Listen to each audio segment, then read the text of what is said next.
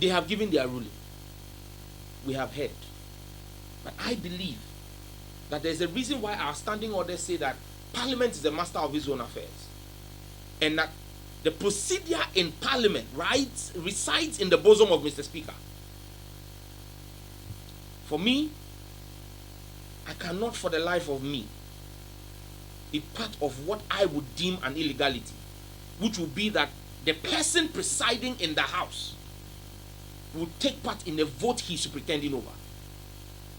And so I do not know what position my leadership will take or my party will take, but my principled position is one that states that anyone presiding, be it Mr. Speaker or any of his two deputies, has absolutely no business taking part in the vote on the floor of the House. And we will employ every legal means within the parliamentary procedure to ensure that this long time tested practice of Parliament, which is 30 years old this year, will be upheld. Until the Lord Justices decide to start expunging parts of the Constitution, like 1045, for us to see that the application of the law is not skewed and imbalanced. I do not see why anyone who has a conflict of interest should be allowed to vote. Because 1045 says you have a conflict, do not vote. Why did the Lord Justices go silent on the standing orders of Parliament that say that a chairman of a committee does not have a vote? A chairman of a committee in Parliament does not have an original vote. So why are they not saying that that is also a deprivation of his constituents? I mean, we pray the Lord Justices.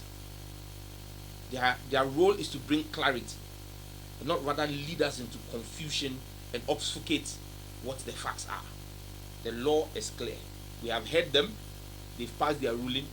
But Parliament, we are masters of our own procedure. We will carry out what we believe is right on the floor of the chamber. I'm suggesting that I will protect the independence of Parliament from any interference by any other arm of government. We have stood up to the executive. We will stand up to any other arm that seeks to interfere. Or I will stand up to any other arm of government that seeks to interfere in the work of Parliament.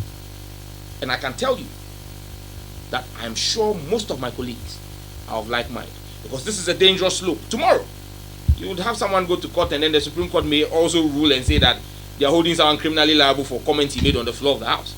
This is a Pandora's box we would not and should not open. The last time Joe Wise tried to move from his seat to cast a vote, I was polling agent for the NDC. You remember what happened? My position hasn't changed. You resisted. Our anthem enjoins us to resist oppressors' rule. So when I do my work as a member of Parliament on the floor of the House, they should charge me for treason or contempt or whatever. They should come and charge me. I'm in the chamber. That's why I said to you that we must be careful the door we want to open.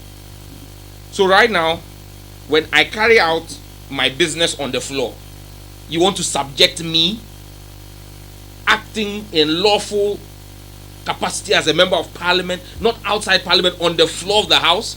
You want to subject my actions to the whims and caprices of the judiciary? Let's be careful where we are going in this country. All because of an e-levy.